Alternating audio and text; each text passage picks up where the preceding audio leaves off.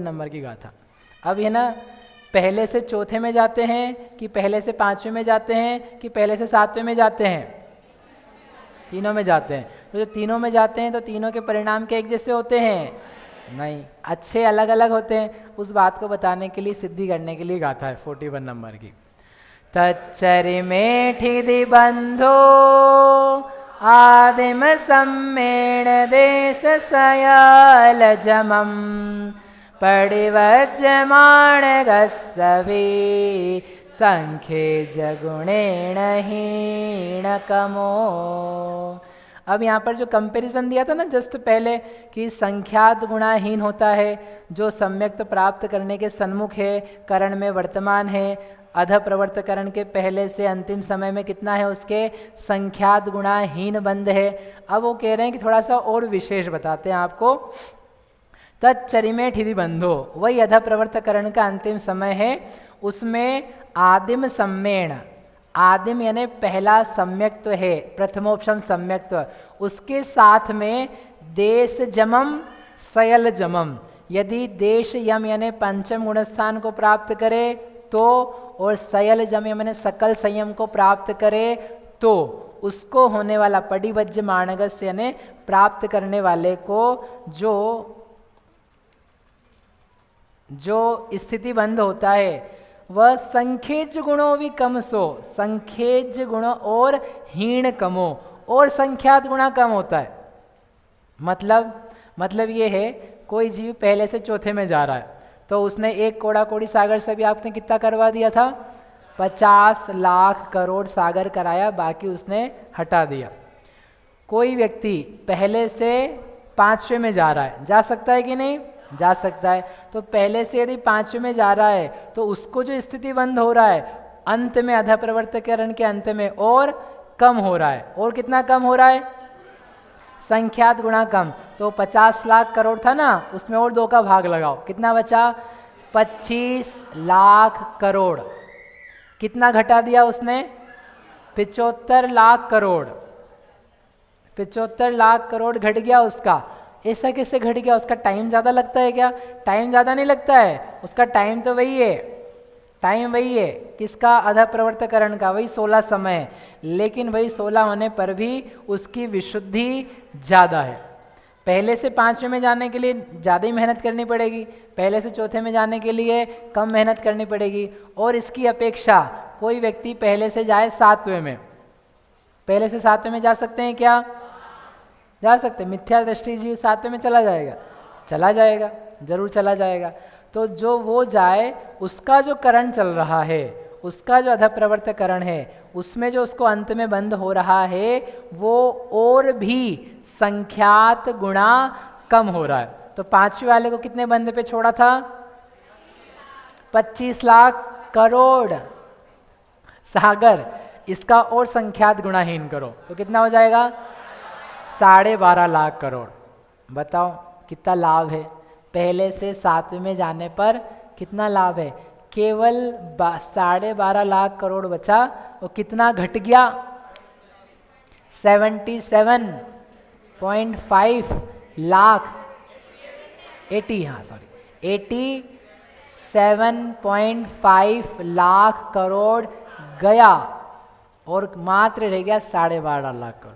और ये भी मैं 2 लेके चल रहा हूँ, तो अभी आप ज़्यादा लेके चलोगे तो वो और ही घट जाएगा।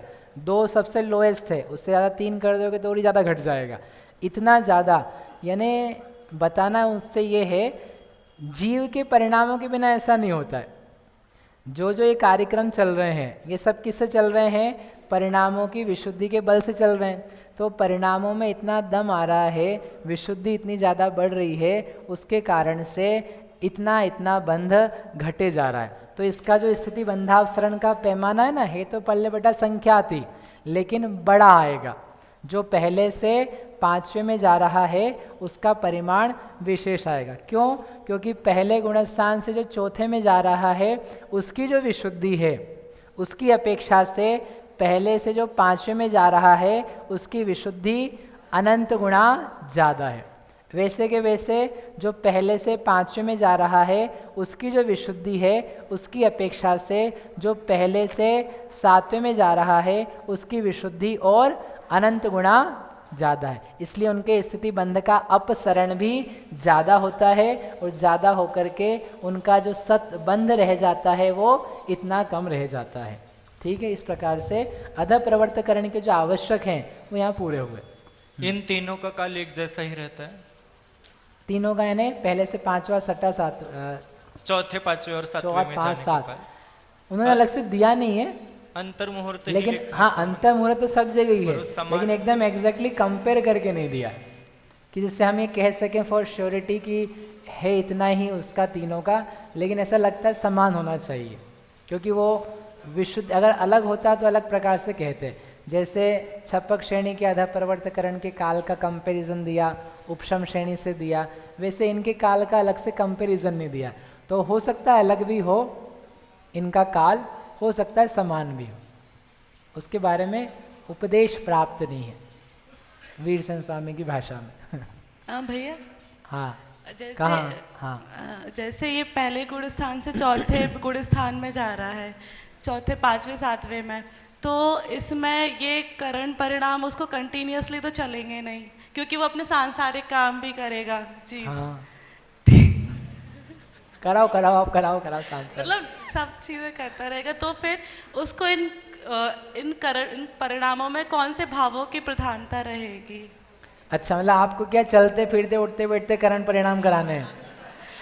तो बैठ के प्रॉपर ध्यान में बैठ के ही करते हो चलो भैया अपन यही बात कर लेते हैं। ये जो करण के परिणाम हो रहे हैं ये कब हो रहे हैं, कहाँ हो रहे हैं, कैसे हो रहे हैं? ध्यान में बैठ के, ध्यान के समय हो रहे हैं। अनंत गुणा विशुद्धि बेटा, खाना खाते खाते आहा आम का रस, रसगुल्ला, विशुद्धि मेरी बढ़ती जा रही है। ऐसी विशुद्धि नहीं बढ़ानी है, काम करते करते प्रोग्राम होते जा रहा है, सैलरी बढ़ती जा रही है, मेरी विशुद्धि बढ़ती जा रही है, देशना लब्धि याद आ गई, हाँ हाँ पुण्य परिणाम का फल आ रहा है।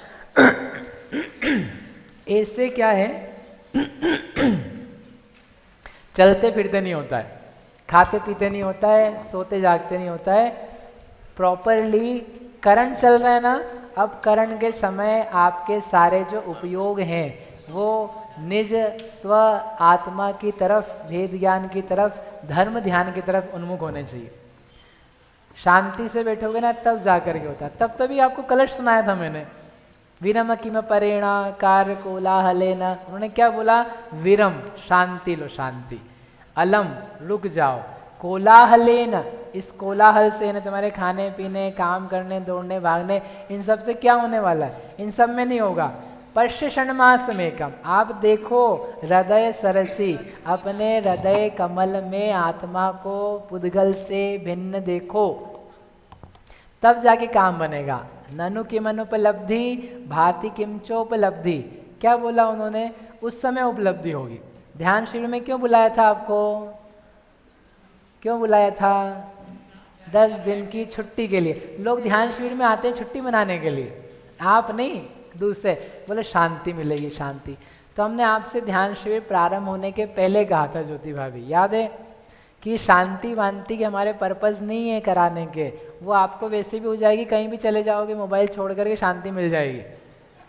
हाँ वो आराम से आ जाती है, काम धंधा छोड़ के शांति से भोजन कर लो, बना बनाया हो जाएगी शांति। शांति is not the purpose, purpose सम्यक तो है, पर्पज़ व्रत है, पर्पज़ वैराग्य है, पर्पज़ आत्मा की उपलब्धि है, उसके लिए टाइम दिया है, वो टाइम में होती है उपलब्धि। तो अब ध्यान शिविर तो नहीं है, नहीं है तो आप खुद ध्यान करो। जो आगम में निरंतर व्यक्तियों को छोटी उम्र से लेकर के बड़ी उम्र तक बोला ध्यान करो, ध्यान का उपदेश है कि नहीं है? कब से दिया है उपदेश? अनंत काल से नहीं, मतलब कौन सी उम्र से बोला उन्होंने ध्यान करने के लिए? 8 साल की उम्र से। 8 साल के पहले से कराते, छोटे बच्चे होते हैं, सोने के पहले क्या बोलना है? अनन्या क्या बोलना है? नमोकार। सोने के उठने के पहले क्या बोलना है? उठने के पहले, सोने के बाद नहीं, मैं सही बोल रहा हूँ। धन्य भाग तुम्हारे यदि तुम सोने के बाद और उठने के पहले नमोकार पढ़ो तो सोने के पहले और उठने के बाद तो कोई भी पढ़ सकता है, लेकिन धन्य है दिव्यांश। कौन कौन सोने के बाद में भी क्या पढ़ रहा है? नमोकार। जागने के पहले अंकित क्या पढ़ रहे हैं? नमोकार। तो अच्छा मन है, अच्छी बुद्धि है, अच्छा भाव है, अच्छी भक्ति है। जागने के बाद तो दीदी आप कभी भी पढ़ सकते हो, लेकिन बचपन से सिखाया है कि देखो सोने के पहले नमोकार पढ़ना। नमोकार ने अभ्यास करा रहे आपको कि थोड़ी देर शांति से बैठ करके पंच परमेष्ठी का स्मरण करो, उठने के बाद स्मरण करो, मंदिर में आए हो पूजा कर रहे हो कायोत्सर्ग करो, आदि में करो, मध्य में करो, अंत में करो। अपन जिनवाणी स्तुति करते हैं, एंड में क्या करो? कायोत्सर्ग। मतलब क्या करना है कायोत्सर्ग में? जल्दी से नमोकार मंत्र पढ़ के कंपटीशन में फर्स्ट आना है। नंबर 1 पे मैं खड़ा हुआ था और मेरे हाथ में माइक था, तो मैंने फटाफट क्या बोला फिर? जैन धर्म की जय। तो सबको पता चल गया हाँ ये आदमी बहुत अच्छा कायोत्सर्ग। कंपटीशन रहती कि नहीं कायोत्सर्ग में?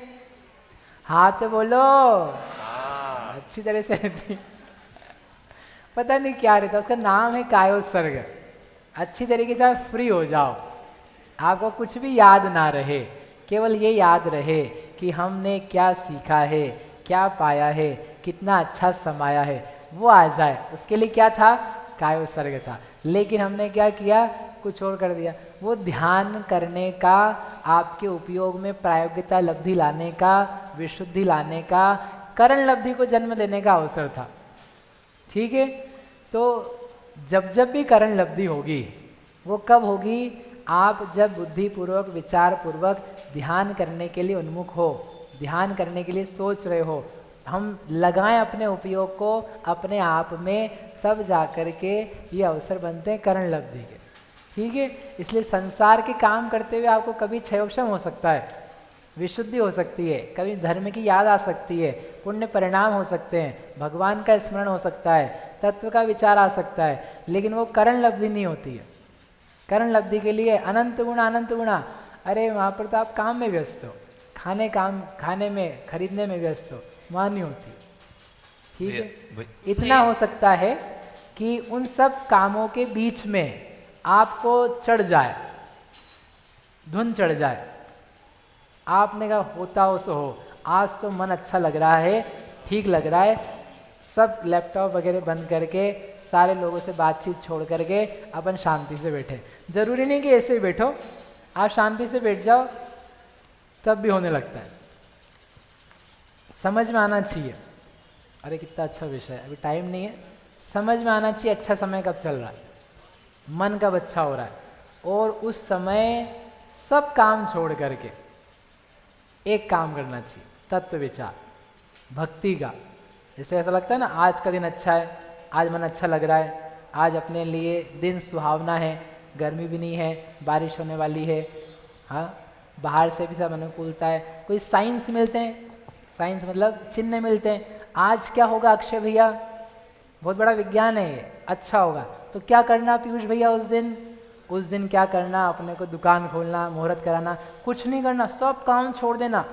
फ्लाइट छूटती हो ना छोड़ देना, टाइम आया अच्छा, सब काम छोड़ करके आत्म ध्यान करना, आत्म ध्यान करना। फ्लाइट की पकड़ने की आकुलता में चला जाएगा टाइम, फ्लाइट में बैठ करके आकुलता में तुमको जा रहे हो ना वहाँ पर, मेरी चेक इन कराओ, मेरा ये कराओ, गया सेकंड्स में जाता है, सेकंड्स में।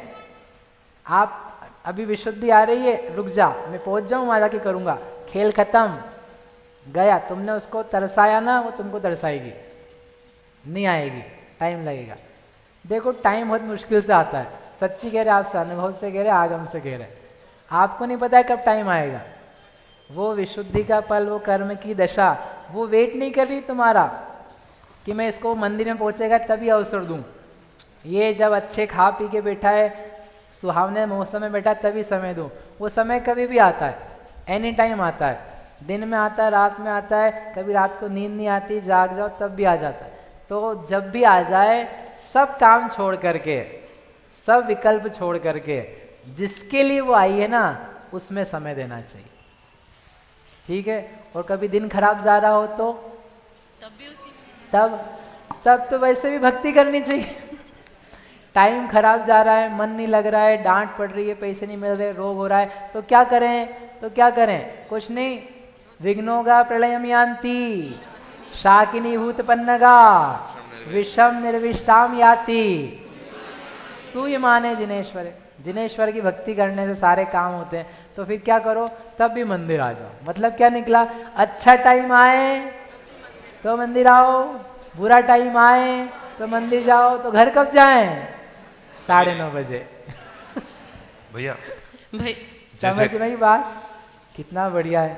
हर समय अपने को विशुद्धि का प्रयास करना चाहिए। लेकिन बहुत महत्वपूर्ण बात है, आप ध्यान देना, जिसको कैच हो रही हो, ग्रहण हो रहा हो, यदि आपको समझ में आ रहा है, समय अच्छा चल रहा है, मन अच्छा हो रहा है, कषाय शांत है, विषय भोग की कोई आकुलता नहीं है, पुण्य का उदय चल रहा है, सब पुण्य का उदय, उस समय दूसरे भोग में मत लगना, दूसरे काम में मत लगना, तत्काल बैठ जाना। जो तुम्हें आता है ना, हमें को आता है कि दंसन नाण में यो आता है कि जीव आता है, शरीर में नहीं हो, जो जितना जिससे बनता हो वो उतना काम करे। नहीं आता आपको आत्मा परमात्मा, कोई बात नहीं, तब भी चित्त लगाना भक्ति में, अरिहंत के स्वरूप में। रूपस्थ करना, रूपातीत नहीं हो पाए तो, पदस्थ करना, रूपस्थ नहीं हो पाए तो, और कुछ नहीं तो नमोकार आता है, नमोकार को लेके बैठो। मैं जीव हूँ, मैं जीव हूँ, शरीर से भिन्न हूँ, दिखने वाला मैं नहीं हूँ। कुछ ही मंत्र फेरना तो तुम्हारा काम बनेगा, अगले अवसर के लिए अवसर बनेगा, अगले चांस के लिए आपको वातावरण बनेगा। ये सब अपन ही बनाते हैं बुद्धिपूर्वक से, अपने आप जो होता है फिर होता रहे। इस प्रकार से जो अध प्रवर्तकरण के आवश्यक थे वो समाप्त हुए। आपको किसी को प्रश्न है? भैया बाकी है, बोलो आप कर ले। ये जो जैसे पहले से चौथा, पहले से पांचवा और पहले से जो सातवां कहा, तो जैसे कि जिसने पहले से प्रतिमाओं को ले रखा है, पहले से महाव्रत को अंगीकार कर रखा है, तो वो ही पहले से चौथा, पांचवा और सातवां हो रहे हैं। तो इसमें मुझे ये पूछना है कि माने देखने में ऐसा लग रहा है कि जो बाहर की शुभ भाव की विशुद्धि है, क्या वह शुद्ध भाव का कारण बन रही है क्या? माने शुभ भाव शुद्ध भाव का कारण लग रहा है। ठीक है, लंबा प्रश्न है क्योंकि सबको सुनना होगा, अपन बाद में करते। शुभ भाव है, जो शुभ भाव की विशुद्धि है, तो क्या शुद्ध भाव के लिए कारण बन रही है या नहीं बन रही है? ठीक है, आप लोग करके आना, सबके लिए होमवर्क है। ठीक है ज्योति भाभी, क्या लिख के लाना है? भैया शाश्वत कुमार, समर्थ, दिव्यांग, सब शास्त्री वर्ग अपने पास बहुत सारे। हिमालय जी क्या करके आएंगे? शुद्ध भाव क्या शुभ भाव के द्वारा प्राप्त हो रहा है? क्या वह विशुद्धि कारण बन रही है? चेतन भैया क्या करके लाएंगे? करके लाना, बाद में करते हैं उसको ना, विस्तार से कर लें। अभी जिनवाणी स्तुति करते, बाद में प्रश्न कर लेंगे।